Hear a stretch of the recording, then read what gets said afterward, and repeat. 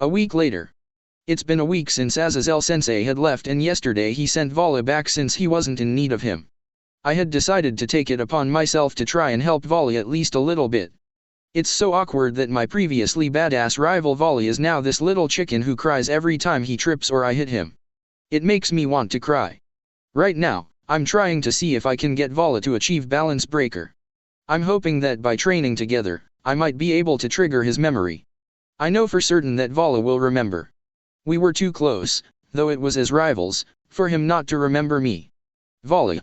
Why did you stop focusing your demonic energy? I asked, suddenly, startling Vala. Currently, I'm making him focus his demonic energy in hopes to activate his balance breaker. But Hyuda-sensei, it's really hard and I'm tired, whined Vala, nervously. I told you to call me issei and we've only been doing it for 20 minutes. I can focus my own energy longer than you can focus your demonic energy, I scolded, causing Vala to clutch his head in anticipation of a punch. Why are you acting all scared? I'm not gonna hit you, so calm down. Man, who knew the strong and powerful Hakuryu cow I remembered was so weak when he was a kid? Drake, what does your partner mean by that? He's never met Vala before now, said Albion, confused. I don't know why, but that makes me feel nostalgic, said Vala, sounding even more confused than Albion. I grinned, happy that I was at least jogging something from his memory. I remember that Office said that a lot of the people I knew would feel certain things when they saw me or spoke to me. I should hope it does, I began. But either ways, let's focus on your training, alright? Vala nodded at me and he put his fists together as he tried to focus his energy once more. I had Vala continue to practice focusing his demonic energy while I had trained my martial arts. It had been a few hours and I was drenched in sweat and exhausted. I decided to finally check on Vala again to see how he was doing and found that he wasn't outside like he had been. Huh? Where did Vala go? I asked myself, confused. I began to wander around while I looked for my rival. I ran into Yasaka on the way and she stopped me. What is the matter, Issei-sama? Asked Yasaka, curiously. Ah, Yasaka-san, have you seen Vala? We were training outside but he disappeared, I said. Yasaka put a finger to her lips and she looked away as she thought. She frowned after a moment and turned to me again. I'm sorry, Issei-sama, but I don't quite remember seeing him. Perhaps Office or Kunu happen to know where he is, said Yasaka. I muttered out a thanks and then went over to my Office's room to see if she saw him. I stopped before opening the door when I heard loud talking and what sounded like a video game playing in the room. I opened the door and found Office, Kunu, and Vala playing video games while yelling at each other about how they were going to beat the other. I strut over behind them, a vein pulsing in my forehead, as I looked down at them. I am going to beat you too, said Vala, excitedly. No you won't, said Office, simply, receiving a confused how come, from Vala. Because isse is standing right behind you. Vala jumped at her words and dropped his controller. He trembled and slowly turned around to face me, meanwhile I was struggling to restrain myself. Hi, issei, said Vala, simply. Hey, Vala. What ya doing here? I asked with great annoyance in my voice. Just taking a break. Just taking a break. Duh. I stared at Vala for a moment and then smashed my fist into his head. What the hell are you doing when we're supposed to be training? Sorry, said Vala, repeatedly, as I ground my fist into his head. Man, if this keeps coming up I might just restart your embarrassing nickname, I said, annoyed. No, partner. If you do such a thing then Albion will suffer, too, said Drake. I rolled my eyes and sighed in response but conceded. What is he talking about, Drake? Asked Albion. It's best not to know, old friend. It's best not to know, said Drake. Anyways, Vala, we need to get back to training, I said while grabbing Vala by the collar and dragging him out. The next day. After I had dragged Vala away from video games the day before, we ended up sparring, mostly me chasing Vala around and trying to spar, for the rest of the day. Azazel-sensei had returned while I was on my morning jog and I came back to find he and Yasaka sharing some sake. Ah, issei-kun, how's your training been going? Asked Azazel before taking a sip of his sake. Good. I've also been trying to train with Vala but it's harder than I thought. I don't know how you've gotten him to this point, I said, sighing as I remembered chasing Vala around the day before while he was crying. Azazel-sensei laughed, loudly, and muttered something about knowing how I felt. So how did that thing you left for go? Eh? The foxfire thing? It went well. We managed to create a stable energy cell using the foxfire as fuel, and it was able to put out quite a bit of power. The Grigori and I are looking forward to future results, said Azazel, nonchalantly. I nodded, not really understanding most of it, but knowing that it was important. I'd hope you had some good out of it. I wouldn't want my precious foxfire being useless to you after you agreed to assist my young pupil here, said Yasaka, smirking as she took a sip of her sake. Azazel-sensei grinned at her, and we four sat down together to catch on what had happened while separated. After quite some time of volley and I explaining what we had been doing to Azazel-sensei and he explaining some complicated foxfire technology to Yasaka, we were interrupted by a presence who Yasaka and I were familiar with. I leapt to my feet and ran out the door, quickly followed by Volley, Azazel, and Yasaka. When we got outside, we found a purple magic circle with the Grimoire seal in the center. I immediately recognized whose magic circle it belonged to, and my eyes widened in surprise. A familiar person walked through the magic circle and leapt at me, wrapping her arms around my neck. Akeno! I shouted in shock. Oh, issei, it's been so long, said Akeno, longingly, as she tightly hugged me.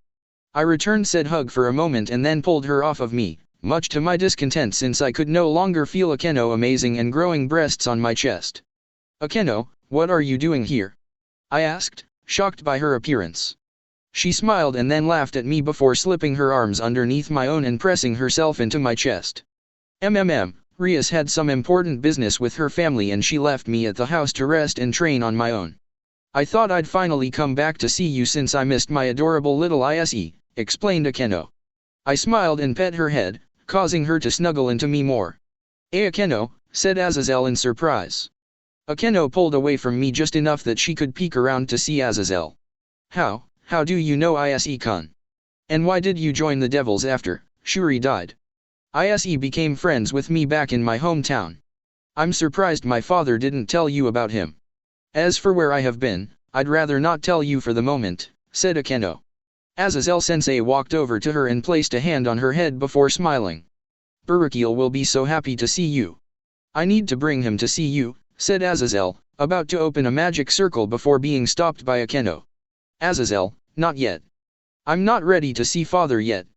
It's too soon, said Akeno, killing his excited mood. Azazel's head drooped a bit in disappointment and I felt kind of bad. I remember that Azazel-sensei took it almost as hard as Burukil did. It must have been hard not to be able to console your best friend. It's good to see you again, Akeno. Why don't you come in so we can all catch up, said Yasaka. Akeno smiled at the yokai leader and nodded before following everyone into the shrine, her arms still holding me to her. So, Akeno, how well do you and issei-kun actually know each other, asked Azazel, skeptically. Azazel, Yasaka, Volley, Akeno, and I were all sitting together and were talking about various things. Well, issei knows that I'm part fallen angel and that I'm currently reincarnated as a devil. He also knows that you're the leader of the Grigori and that my father, Burukil, is the vice-governor, explained Akeno, receiving a surprised expression from Azazel. And I wonder why issei-kun didn't share this with me, said Azazel while looking at me from the corner of his eye. I laughed, awkwardly, and Akeno giggled a bit before clinging to me again. Well, we decided to keep it a secret for now. Never know who is watching, right, said Akeno, smiling brightly. By the way, Azazel, what's been going on in the heaven right now? I overheard the father of my master saying that heaven was having some problems. Yeah, I heard that Ascalon disappeared and that there have been some problems with God's system. It's quite the issue. They think that whoever Ascalon left to be with is also the one causing the system to malfunction. I heard it wasn't bad but Michael must be freaking out over it, explained Azazel, laughing a bit at the end, probably thinking about the current leader of heaven being in a panic. Akeno glanced at me when Azazel mentioned Ascalon and I hoped heaven wouldn't look very hard for the holy dragon-slaying sword. Well, enough talk about this. Issei, how has your training been going? Asked Akeno, curiously. I looked down at her and she smiled and clung to me tighter. Well Yasaka has been helping me with sword technique right now since I don't have a large enough magic storage to really do much.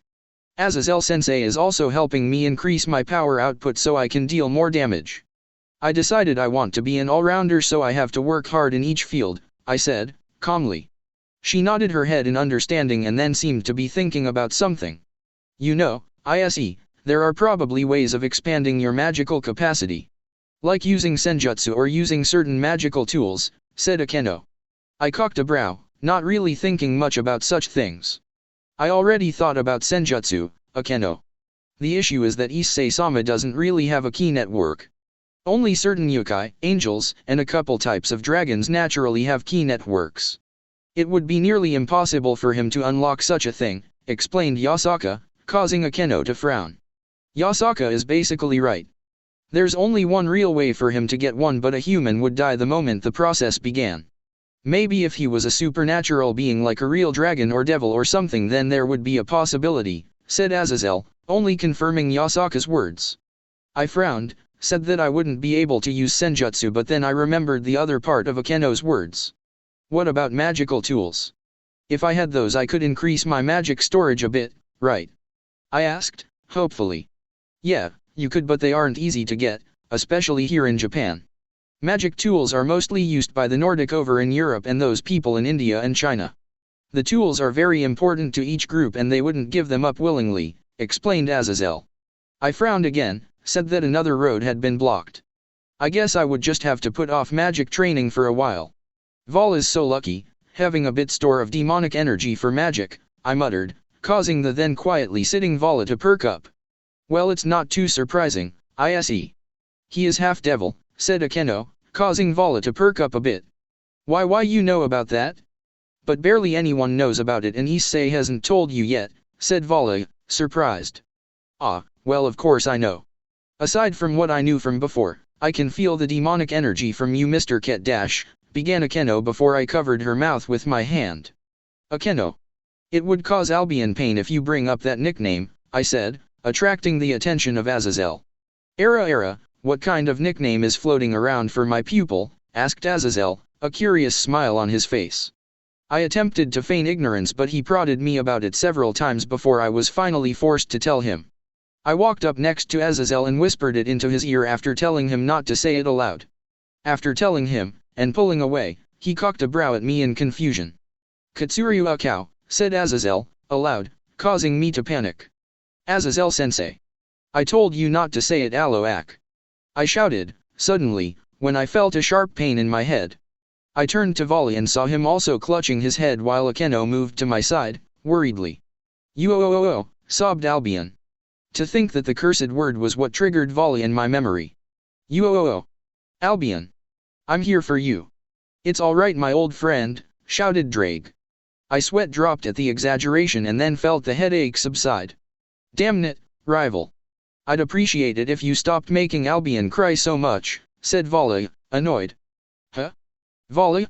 Why are you acting so different all of a sudden?" asked Azazel, shocked by the sudden change. Volley frowned and pointed at me. "It's all because of this idiot Oppai dragon," said Volley, causing my headache to come back full force. "Ack!" I shouted in pain while Akeno called out my name and held on to me. "Two headaches?" "Someone aside from Volley regained their memory," said Yasaka, confused. "You This time someone's memory was activated from that accursed Oppai dragon," sobbed Drake. "Don't worry, Drake. I'm here for you, my friend. If we don't support each other we won't survive these terrible times," said Albion, who was still sobbing. I could feel my headache once again dissipating and I sighed in relief and relaxed my clenched jaw. "Issei, are you okay?" asked Akeno, worriedly. I nodded, calming her a bit, and turned to Azazel. "Issei-kun, what's going on?" asked Azazel, suddenly, while clutching his head. "Azazel-sensei, do you remember everything?" I asked. He nodded after a moment and then looked around. "Yeah. Why are we back in time?" "I thought you were fighting Shilba," said Azazel, confused. I explained everything to him and Volley up to this point and they both squinted from what I told them at the end. To think Shilba had poison from Samael. "We'll have to be more wary of him then," said Azazel as he thought. "Anyways, I'm assuming you have Ascalon with you, which is why you couldn't tell me before. And this whole issue with the system may be from you jumping back in time. I'll have to talk to Michael about this." "Be careful, Azazel. The alliance doesn't exist yet, so you can't just meet with the other factions as you please, said Yasaka, seriously. I know. For now, though, I think we can finally get serious with your training, issei-kun. Now that I remember all the issues you had with training and all of how your powers work, we should go much further. Your lack of demonic power is still a bit of an issue, but we will work through it, said Azazel, grinning at me. I hope you're ready, because I'm going to have you in Balance Breaker within the year. I stared at Azazel and nodded, both of us sporting grins. Our moment was interrupted by Akeno saying ah. I turned and saw she had a communication magic circle next to her ear. Hello? Rias-sama, began Akeno, confusing me. I guess at the beginning, Akeno called Rias more formally. You're on your way back to the castle? I just wanted to visit my hometown and see my old shrine. Seems someone else took it over. I'll go back now to receive you. See you then. Goodbye. The magic circle faded and Akeno turned to me. I'm sorry, issei, but I have to go. Hopefully we can see each other again soon, said Akeno, longingly. I nodded and smiled at her, and she opened up a magic circle, about to go back to the Gramarye home. Just before she did, though, she spun around and planted a deep kiss on my lips, even popping in her tongue. Ah! This bishoujo is too much for my young body. When she broke, there was a string of saliva connecting our mouths, and she smiled at me, a bit of a sadistic look on her face, and she turned around to enter the magic circle, said thing disappearing after she was through it. I stared at where she had disappeared and sighed. How I missed having times like that with the girls. I can't wait until I meet up with everyone again. Seems you two are back to your old selves, said Azazel, pulling me from my trance. I blushed a bit in embarrassment and then remembered something. Azazel-sensei, now that Akeno is gone, I actually had something I wanted to talk to you about, I said, catching his interest. I left the room and entered my own, ignoring Offeyes and Kunu, who were still playing video games. I opened the drawer and found the ring with the purple gem. I picked it up and ran back with it to show it to Azazel. He looked it over and then looked at me with a confused expression. What is this, issei-kun? Asked Azazel. Put your hand on it and focus your energy on it. Then you will find out, I said. He put his hand on the ring and we both focused our energies on the ring. Issei-chan, back so soon? Oh. Azazel-kun, so good to see you again. I hope you both are doing well, we both heard Shuri's voice echo. We were both snapped back into reality and I looked at Azazel, who had tears streaming down his face. Issei-kun, was that? Asked Azazel, looking like he was about to break down. Yeah. That was Akeno's mom, Shuri, I said, smiling. Offeyes sealed her soul in this ring after she was killed in hopes that the Grigori could revive her. Azazel stared at me for a second and covered his mouth as more tears suddenly poured out. Thank you, issei-kun. Thank you, Offeyes. To be able to have the tremendous burden lifted off my shoulders, sobbed Azazel. I smiled as I watched my sensei sob in happiness and then glanced at Vala, who was grinning at me. I guess even he was happy that his adopted father was relieved of the burden. I'm so happy that I got to help my sensei after all that's happened. 4 years later. It's been 4 years since I had told Azazel about how we had sealed away Shuri's soul. He told me that the cloning technology of the Grigori still wasn't advanced enough to clone a human, but he immediately began to design a machine capable of doing so, only allowing a couple other members of the Grigori in on it. He worked especially hard not to let Baruchiel know because he wanted to surprise him when he finally got the technology working. Currently, I was meditating in a special field that Azazel created. He said it was supposed to be similar to how the raiding game fields are created, but this one had more of a forest-like appearance compared to the ones I had been in. I was pulled from my meditation when I heard light rustling coming from nearby, and I got to my feet while not taking my eyes off where the sound had come from. I materialized my boosted gear and activated the timer for my balance breaker.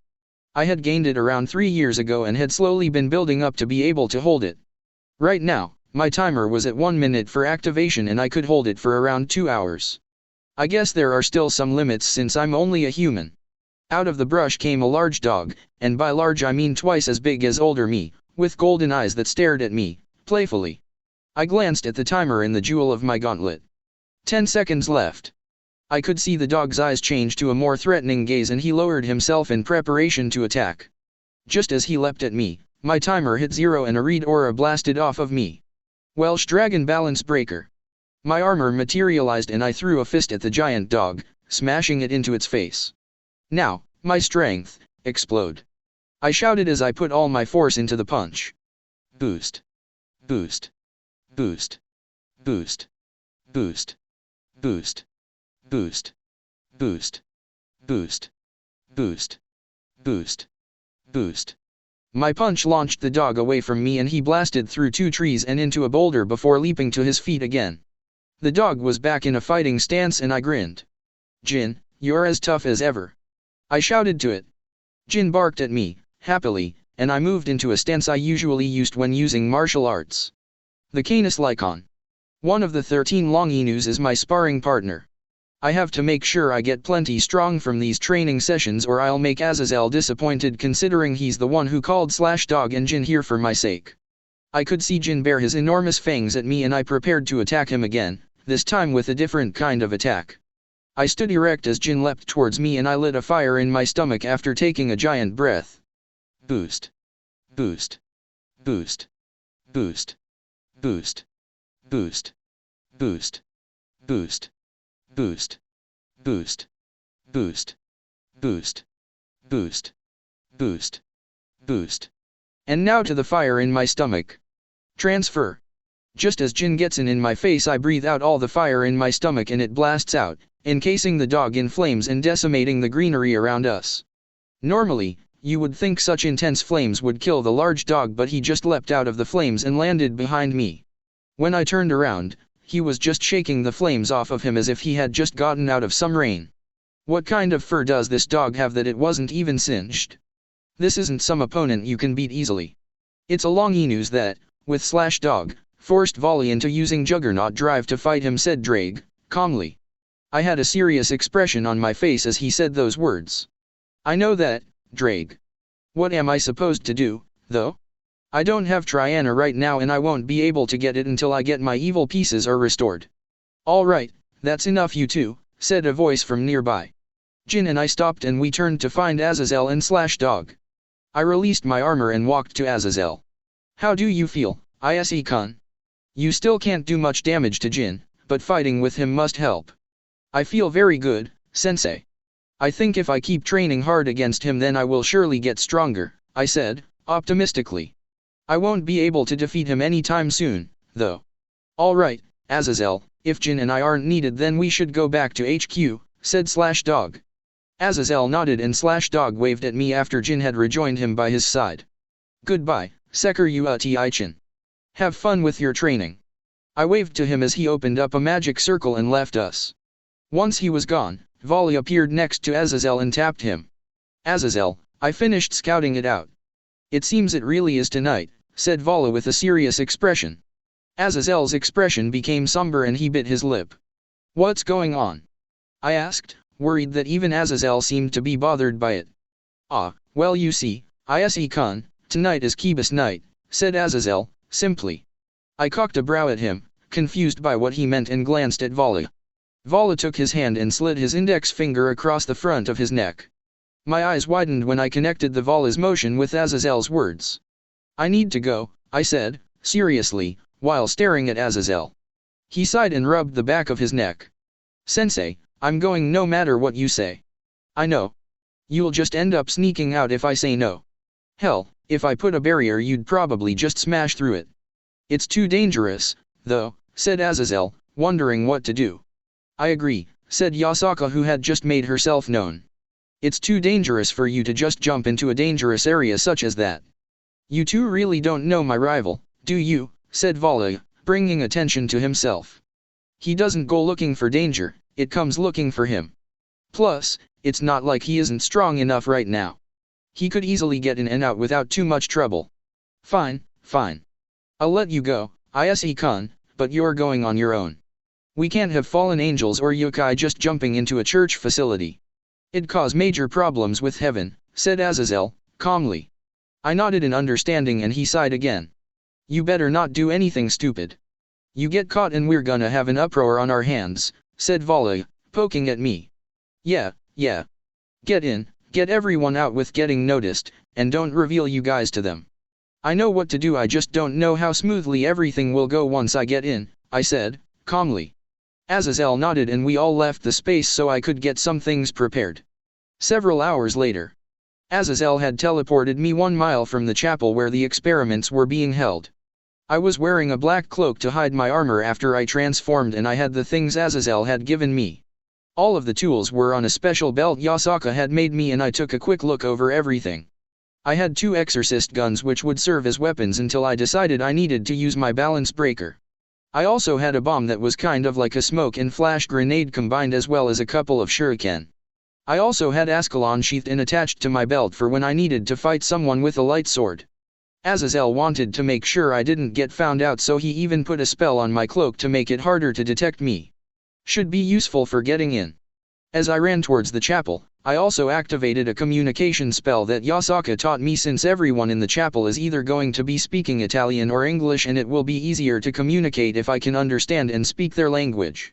I could see the old Gothic-style chapel after a few minutes and leapt into some bushes after noticing the 2 guards at its entrance.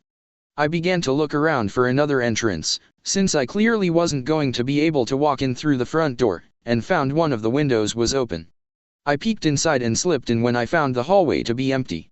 The first thing I did was go around and look for rooms to see if I could find Kiba and the others. I came across a room to find it so empty it made me uncomfortable. I left and found another room just to find it in a similar condition to the previous. I checked several more rooms and nothing changed. What is going on here? I know there are supposed to be people here. After I closed the door to the most recent room I had checked, I heard some people talking and I leapt up into the mess of beams at the ceiling of the hall and hid among them. It was dark up here so they shouldn't be able to see me.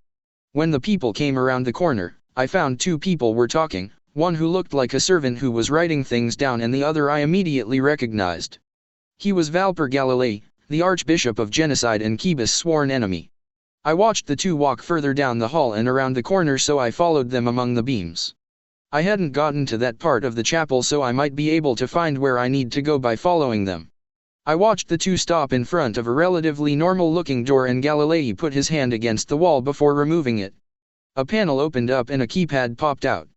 I watched him punch in a code and the door opened before they entered. Before the door could close, I slipped in and hid in the shadows until the 2 were a decent distance away. I then made my way downstairs and found Valper wave his servant away before entering another room by himself. He came out several minutes later and had a creepy grin on his face that made me feel like he was up to something bad. After he was out of sight, I entered the room and found it to be office-like. On the walls were 6 swords that released an all too familiar holy aura. They were the 6 fragments of Excalibur and I looked them over. I see a couple that I don't particularly remember. I picked up one of the unfamiliar ones and began to look it over before hearing the door creak open. I spun around, wide-eyed, and I found Galilei standing there. What are you doing in here? Guards. Guards. Intruder, shouted Galilei, causing me to cuss. 4 guards entered the room with light swords and I quickly pulled out Ascalon from my belt and properly held the Excalibur I pulled from the wall. The 4 guards attacked me all at once and I leapt out of the way of the attacks before spinning around and slashing at them. I was blocked by 3 of the guards but managed to slash the chest of one, immobilizing him. I then landed on the ground and spun around to counter 2 slashes aimed at me, shattering the swords of light with Ascalon and then spinning around rapidly to slash at the last armed guard, which I destroyed his light sword. I then knocked out the guards by hitting them in the heads with the sides of the swords so I didn't kill them. How? You have Ascalon which disappeared from heaven 7 years ago. On top of that, you are able to wield an Excalibur so well. Who are you? Asked Galilei, shocked. Don't worry, I won't kill you, I said, a bit coldly while completely ignoring his question. I'm just here to end this project of yours. Galilei looked at me, shocked, and backed away before running out of the room. I could hear him shouting for more guards and I released my boosted gear before activating the timer for balance breaker. Kiba, I'm coming for you and all your friends. Hold out until then. I blasted my way through the guards attacking me after my timer for balance breaker ended and decided that there wasn't much reason to be quiet or careful anymore. I heard screaming coming from downstairs and got down to the ground and punched a hole through the wooden floorboards. I had a nice hole down to the underground part of the chapel and I looked through to find that no one was there, so I ripped out the floor, dropping chunks of wood downstairs, before jumping down. I all but ripped the door out of the way and exited the room before finding myself in a large room with table and little cots along the edges. There were exorcists harassing the children and I created dragon shots in both my hands before launching them at the exorcists. Who are you? Asked one of the children, frightened. I'm a friend. I'm here to get you all out of here before Valper gives the order to kill you, I said, seriously. The kids' faces seemed to go pale and I knocked out another exorcist. But, I know that we all failed to wield Excalibur but to kill us? Are you serious? Said another kid, causing me to clench my teeth. That bastard, Valper.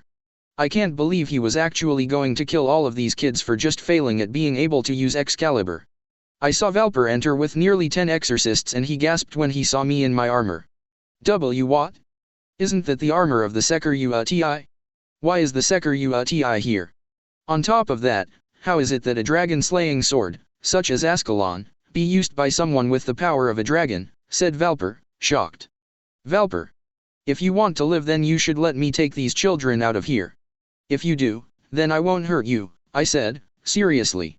Valper's expression changed to a darker one and he waved the exorcists forward. Are you kidding me? These kids know a lot about Excalibur and participated in this secret project. I'd rather they be dead than let you have them, said Valper, seriously. Attack. I cussed under my breath and launched 2 powerful dragon shots at one of the walls away from the kids. It blew up the wall and created an exit for them, though it filled the room with smoke. Everyone get out of here. I made an exit, so leave. I shouted before re-equipping myself with the Excalibur I picked up in Ascalon. I heard the kids scream and saw them running away, so I launched myself at the exorcists.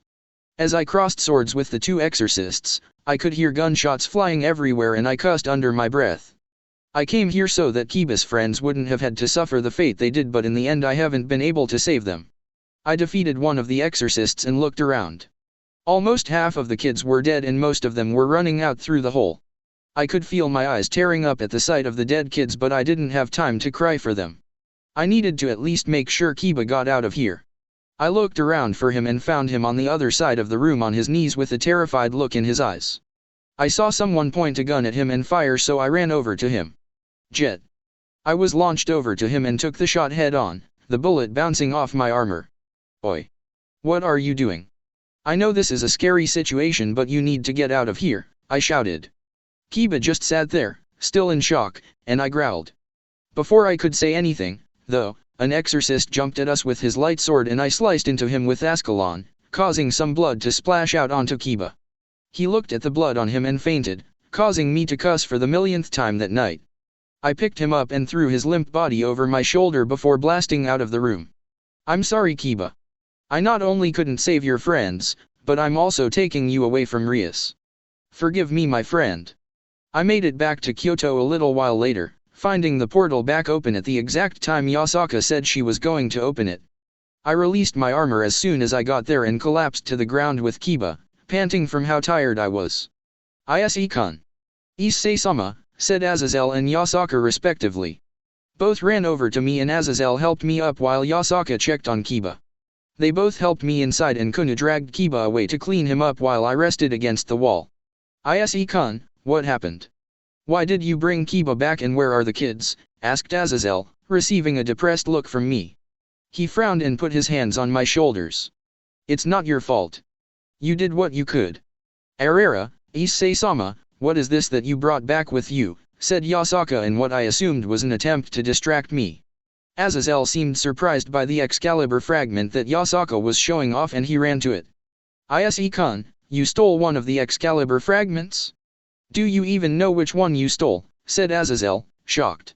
I shook my head, not really remembering what any of them looked like since most of them looked fairly similar to each other. This is Excalibur rapidly. Did you use this sword after you stole it? If you did, then that means that a wielder of Ascalon really can use an Excalibur. Ah, I forgot that only certain people can wield Excalibur. I guess that makes me one of the wielders. This could actually be really good for you. One of the biggest problems about you having a timer for your balance breaker is that you can't fight properly. Even with Ascalon, you aren't fast. If you could master using this Excalibur, you could fight much better outside of balance breaker, explained Azazel. I was shocked. It was true that if I wasn't in balance breaker, I was really slow and weak, so I was generally an easy target. I was learning swordsmanship as a way to deal with that weakness, but if I can also become faster, then I should be able to fight much easier. Kuno came in and called Yasaka to follow her, and I cocked a brow in curiosity but just let them deal with Kiba. After several minutes, though, they came back, even Offeyes joining them. "Issei-sama, do you mind coming with us?" asked Yasaka, a confused expression on her face. I got up with help from Azazel and we all followed Yasaka. "How is Kiba doing? Is something wrong?" I asked, worriedly. "Well, your friend, was he not a boy when we last saw him?" asked Yasaka, confusing me. "What? Of course he was a boy. I'm sure he was a boy," I said, not understanding why she was asking such a thing. She put on a complicated expression and opened the door to the room Kuno had been tending to Kiba. I found him lying on a mat on the ground and looked him over before being surprised by something. What? Kiba not only had small, developing breasts, but he also lacked something from down under. Kuno pulled a small blanket over him, or as I now know issei, to cover her, naked body while I gaped. "It seems something may have happened with your young friend," said Yasaka, smiling awkwardly. "No, issei just brought the wrong one," said Offeyes, bluntly. "Brought the wrong one? You can say that again." A few months later. Some time has passed since I failed to save Kiba's friends during the Holy Sword Project massacre. Despite failing, though, I was nicknamed the Red Liberator Dragon by the church in honor for stopping the terrible experiments on the children. I don't really think I deserve such a nickname after how I failed, but Drake has been assuring me time and time again that there was only so much I could have done. It doesn't make me feel any better about it though. Oh. I also found out that Kiba had safely returned to Ria's peerage from Makeno. She had heard about what happened and wanted to make sure I was okay. Well, anyways, I don't have much time to worry about such things, though, as I am currently on an important mission. I'm currently in Romania. Azazel told me all about Gasper and how he and Rias met. He also told me about someone who was close to Gasper before they were separated, and now I am going to try and help her. I don't want to fail at helping my friends, so I've worked very hard to prepare for this. "Ugh, this fog is so difficult to see through," I said, annoyed that my vision was so obscured. I could barely see my hand right in front of me. "Don't you have the special glasses Azazel gave you?" said Drake, causing me to grin. I forgot that he had given me special glasses to help me see better. I slipped on the glasses and the foggy vision was instantly replaced with a relatively clear vision. I could see dark, dead trees surrounding me and found myself a bit lost. Azazel said he was going to teleport me a distance away from the Teeps faction's location since it would be dangerous to just waltz in, but I wasn't really sure where I was. As I looked around, I heard a tree branch break and spun around, ready to attack whoever was there. I froze, though, when I saw someone familiar. "Is that Gasper?"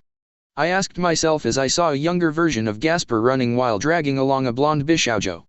The Bishoujo was clearly a vampire from her red eyes, pale skin, and barely visible fangs. Her platinum hair was flowing behind her and she looked a little older than me. I watched them run after sliding behind a tree and saw the girl trip on one of the roots of the dead trees. She fell down and released Gasper's hand, and I squinted at her, seeing that her ankle was stretched a bit too much in a direction it shouldn't have been. I don't think she broke it, but she wouldn't be able to walk on it after this. "Valerie," shouted Gasper after turning back to her. So her name was Valerie? She must be the good friend Azazel was talking about. "Valerie, get up. We're almost at the bridge. If we can cross it, then they won't be able to catch up to us." Gasper began to pull at her hand to try and help her up, but Valerie hissed in pain when she tried to put any weight on her messed up ankle. She looked at Gasper with set eyes and put a hand to his face. "Gasper, you have to go without me." "I can't run anymore," said Valerie, seriously. "No. I don't want to leave you, Valerie." "I don't know if I could make it out without you," shouted Gasper, his eyes filling with tears. Valerie looked at him with pleading eyes and mouthed something I didn't quite catch. "No. I won't leave you. Run. Run, Gasper, run. Do it for me. Whether or not I live doesn't matter if you do. So go and live, Gasper," shouted Valerie. Gasper looked at her with wide eyes, tears streaming down his face, and he tightly gripped her hand before letting it go and running away, shouting out "Araya" as he did so. Once Gasper was far enough away, I could see Valerie smile, sadly, in his direction. You're such a good boy, Gasper. I'm sorry I won't be able to be there for you anymore. Don't worry, Gasper. I'll be sure to reunite you and Valerie someday. That took a lot of courage, sending him away while you remained behind, I said, finally making myself known. Valerie tensed when she saw me and crawled back a bit, fear in her red eyes. Are you one of those vampire hunters? She asked, confusing me. I cocked a brow at her in confusion and she pointed at my waist. I forgot, I was wearing my exorcist equipment in case I needed to fight. No. I just have this to protect myself in case I got attacked. Don't worry, I don't plan to hurt you. In fact, Gasper would be mad at me if I did, I said, confusing her. I panicked a bit as I might have been revealing a bit too much and moved on. Anyways, I'm actually here to rescue you. I heard about you and Gasper being around here and wanted to save you. Don't worry about Gasper, he'll be in good hands. Huh? You heard about us? Then why would you want to save me? Aside from being the daughter of a vampire lord and being a half-breed, I'm ostracized by both humans and vampires alike, said Valerie, sadly. I frowned at the sad face she had put on and walked over to her before placing a hand on her shoulder. None of that matters to me. You're a good person, you proved that by what you did for Gasper. I always want to protect those with a kind heart, I said, seriously. She blushed a bit at what I said and turned away muttering out things like, we've had such a hard life, and everyone always hated us. I smiled at her and squeezed her shoulder a bit to get her attention again. Why don't I bring you back with me so that you can have a life where you are loved? Valerie stared at me in disbelief and I removed my hand from her shoulder before putting it out in front of me. She looked down at my hand and then up at my face. Will Gasper really be going to a good home? She asked, a bit suspiciously. I nodded and she smiled, showing her fangs a bit. She then put her hand in mine and then smiled more brightly. Please take me with you. I smiled brightly and then helped her up before guiding her to a tree she could lean on for support. Just give me 1 minute, I said, confusing her. I turned towards the direction Gasper and Valerie had previously been running from and grinned before shouting out. Did you all hear that? She's coming with me so you can just go home. Out from the shadows came around 10 vampires, all cloaked in black. A human, hissed one of the vampires. What are you doing here, hissed another. Give us the girl and we might let you leave, said another. Didn't you hear? She wants to come with me and, since you all are probably just going to kill her, she would be better off just leaving, I said, still smiling. Better off? Who cares about her happiness? She's just an idiotic female half-breed who dishonored her house by running away, said one of the vampires, causing my smile to darken, significantly. I saw a couple vampires back away from seeing my face darken in such a way and the vampire who had said that frowned at me. Excuse me, but who do you think you are saying such a thing about such a nice girl? Who cares about her happiness? What would you do if I said that I do? I asked, venomously. The vampires all glared at me and hissed before moving into a battle stance. Then we'll just kill you and then no one will care about her happiness, said one of the vampires. They all leapt at me and I quickly grabbed my exorcist guns, releasing my boosted gear at the same time. Boost. Boost. I increased the power of both my guns and began to fire at parts of their bodies, putting a couple out of commission. 4 vampires continued at me directly while 3 more moved around to my sides. I holstered my guns and pulled out Ascalon and Excalibur rapidly, the latter increasing my speed, and sliced at the 4 vampires in front of me, severely injuring them. The final 4 vampires stopped when they saw what I did to their comrades and stared at me with wide eyes. He has 2 holy swords, hissed one of the vampires. And powerful ones at that, hissed another. Take your injured and tend to them before I do something I'm going to regret, I said, coldly, causing the 4 vampires to stagger backwards. I watched them pick up their injured and pull them away from me, fearful that I may carry out my words. Once they were far enough, I sheathed Ascalon and pulled out a wooden stick with many symbols on it before snapping it in half and tossing it away. A large magic circle appeared where I tossed it and I turned to Valerie. We can escape through this. Come on. I lent Valerie my shoulder and we two entered the portal, finally leaving the ugly landscape of the vampire's home. Valerie and I exited the magic circle inside of Yasaka's home and I found Yumi standing there. Welcome back, Issei-sama. I hope you weren't in too much trouble, said Yumi sweetly. I grinned at her and helped Valerie to the side so she could sit down. Is she injured? I can get the first aid box. Please, I said, causing her to run off. I looked at Valerie's ankle after taking off her shoe and found that it was badly swollen. As I tried to touch it, she hissed. Is it that bad? A little. I can't believe I had done such a thing at such an important time, said Valerie, somberly. I muttered out a, don't worry about it, and Yumi came back in with the first aid kit. She began to work on Valerie's ankle, said Vampire, hissing in pain as she did so. By the way, Valerie, my name is Issei, in case you didn't hear before. The one fixing you up is Yumi. I hope you two can get along, I said, smiling. She looked away and nodded before I got up. I'm going to go and get the master of the house, so please wait here, okay? She nodded again and I left to go and get Yasaka, Azazel, and Volley. I brought the three back and found Yumi was just finishing up wrapping Valerie up. Valerie, this is Yasaka, leader of the yokai here in Kyoto, this is Azazel, current governor of the Fallen Angels, and Volley the current Hakuryu Akao, I said. Also, I forgot to mention that I'm the current Sekuryu Uti. Valerie's mouth was wide open after I introduced everyone and she remained that way for a moment, not even reacting when I waved my hand in front of her. Issei, shouted Kunu after suddenly entering. I turned to her and found her with a few yokai children who had Offey's hostage. Please help us punish Offey's. She was cheating at cards again. Again? What kind of dragon god is this that she needs to cheat against little kids? Kunu, we have a guest, scolded Yasaka, causing Kunu to jump. She turned to Valerie and bowed. Forgive my rudeness. I'm Kunu, pleased to meet you, said Kunu. And nice to meet you. I'm Valerie, said Valerie, receiving a smile from Kunu. Valerie tugged at my pants leg and I bent down to listen to what she was going to say. Those kids, are they all different yokai? And they're getting together so well, said Valerie in disbelief. Yeah. I told you, as long as you're a good person, it doesn't matter what you are, I said, smiling brightly at her. She stared at me and her eyes teared up a bit. Thank you for bringing me here, said Valerie, her voice full of emotion. I smiled and patted her head before she leaned into me before suddenly becoming sleepy from how tired she was. Some time later, I had carried Valerie over to a room to sleep after that, and Azazel had asked me to come with him for something.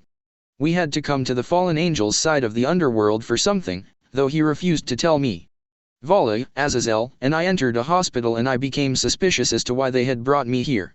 Alright, Issei-kun. I need you to be calm and cool, alright, said Azazel just before opening the door to one of the rooms. I nodded and he opened it completely before I walked in.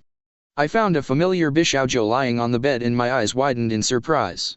Kei Kurika. I said, shocked. Nya? Volanya. You're back, said Kurika, her voice sounding weak and a bit slurred. What happened to her? I whispered back to Azazel. Well, Volley had found her and ended up having to watch Kurika kill her master to protect Konako. After she had run away, he approached her and told her he could help her so that she would no longer have to run from the devil government, explained Azazel. I cocked a brow at him in confusion and he knew what I wanted to know. How exactly did you help her? We removed her evil pieces. What? I asked in shock. The Grigori has the technology to do so, but it takes someone with an exceptionally strong will and body to be able to survive the surgery. The reason she was being charged in such a way is because she was a stray devil, right? Well, now she's just a pure Nico Shao. Volley, who is that with you? I recognize Azazel, but that one there, isn't he the Sekuryu Uti? Asked Kurika. Yeah. Don't worry about him, just worry about resting, said Volley as he walked over to her bedside. She seemed happy for his concern and I looked at Azazel again. Why is she so weak? Even if the surgery was bad, she could just use senjutsu to recover, couldn't she? I asked. Well, the problem isn't really her body. The surgery puts the patient under an insane level of pain. She worn to bone mentally. It will take a while before she's back to normal, explained Azazel, causing me to look over at her with pity in my eyes. I wish I could have been there to help them, I said, sadly. Then Konako wouldn't have had to watch her sister do such things. You know Chiron? Asked Kurika after hearing me mention sister. I nodded and she seemed to become more energetic. Is she alright? How is she? The bad devils didn't hurt her, right? She should be under the custody of Musertsk and the Gramarye group. She'll be fine, I said, reassuringly. She relaxed back into the bed at my words, her eyes tearing up. Thank goodness. If it's those passionate grammary then I know she's in a good place, said Kurika, her eyes beginning to look sleepy. Get some rest, Kurika. We'll be back again soon, said Volley. The sleepy Nico Shao nodded and closed her eyes, a few tears making their way down her cheeks. We all left the room quietly and stood out in the hall to talk. She seems to be recovering a bit faster than expected. It must be the worry for her sister, said Azazel. I nodded at his words. Kurika was always so worried about his sister, so it wouldn't have been surprising if it affected her in such a way.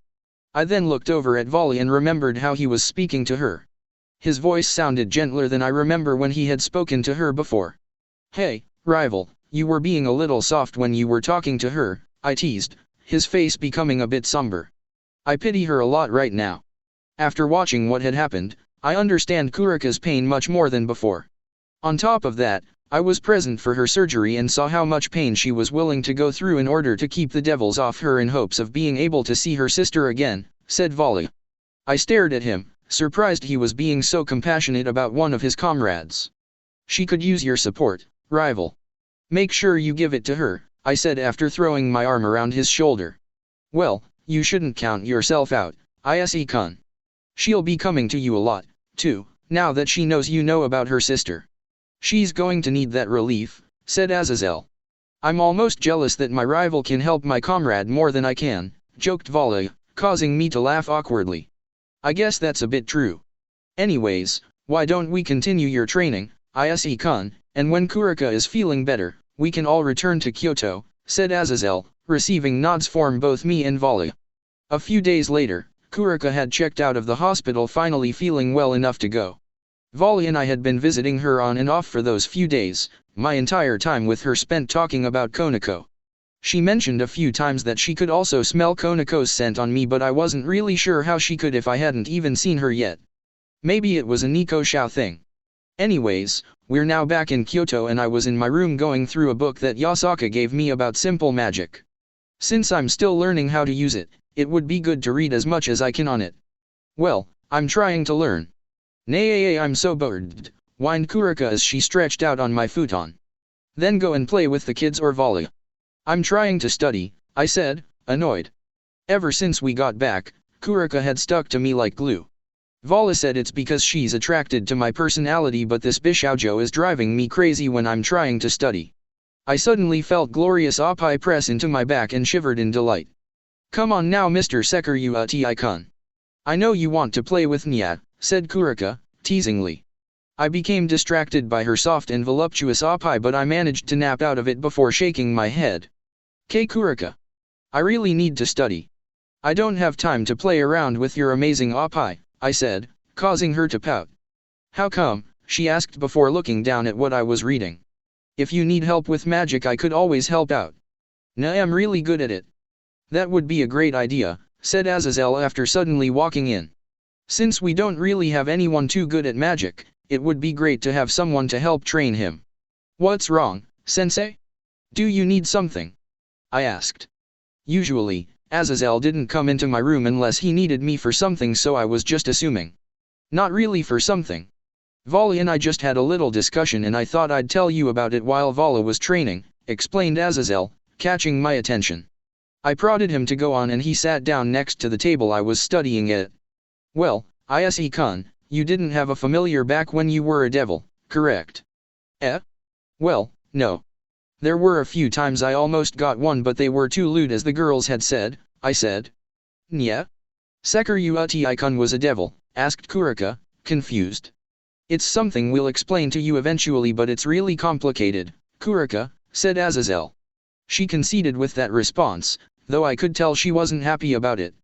Anyways, Volley and I were talking about it and we thought it would be a good idea if you tried to make a contract with Kurika here. Huh? I said before pointing at Kurika. Kurika, you have a good impression of issei-kun here, right? Asked Azazel. Yup. He told me lots of stuff about Chiron and he's a really nice guy. I also like messing with him, said Kurika, smiling brightly before pulling my face into her cleavage. I was surprised by the sudden action but enjoyed her soft oppai and nice smell while she and Azazel continued to talk. Then what would you think about becoming his familiar? He's a little perverted, but I think it would be good for you to make a pact, said Azazel, causing Kurika to begin thinking. I was still enjoying Kurika's opie, forgetting about the situation that was going on just behind me. You know, Vala told me you want to bear strong children. If you did it with a heavenly dragon, I'm sure your children would be incredibly strong. I shouted as I ripped myself from Kurika's comfortable pillow. What are you talking about, sensei? Having the Sekuruti's babies would be nice. Aside from being part dragon, they would be part heavenly dragon. I like it, said Kurika, excitedly. What are you agreeing to? I would love to make a master servant pact with Sekuruti'ikun, but I have a couple conditions aside from baby making. What are they? I asked, tired of trying to deny the conversation the two had had without me. First, I want you to help me reunite with Chiron. It doesn't have to be any time soon, but I want it to happen whenever you can. Secondly, began Kurika, holding up two fingers while staring me in the eyes. Please don't treat me like my last master did. I frowned a bit as I looked at her after hearing those words, and I smiled before putting a hand on her head. You'll never have to worry about that second one, and I'll definitely reunite you and your sister. I swear on my life, I said. Kurika smiled brightly and then hugged my head into her chest. Thank you, Sekuruti'ikun. I'll be a good servant and help you lots, said Kurika, happily. I was flustered after being pulled into her chest, but I was also really happy because I got to help Kurika feel at least a little better. I really have to work hard to make sure my friends can suffer as little as possible.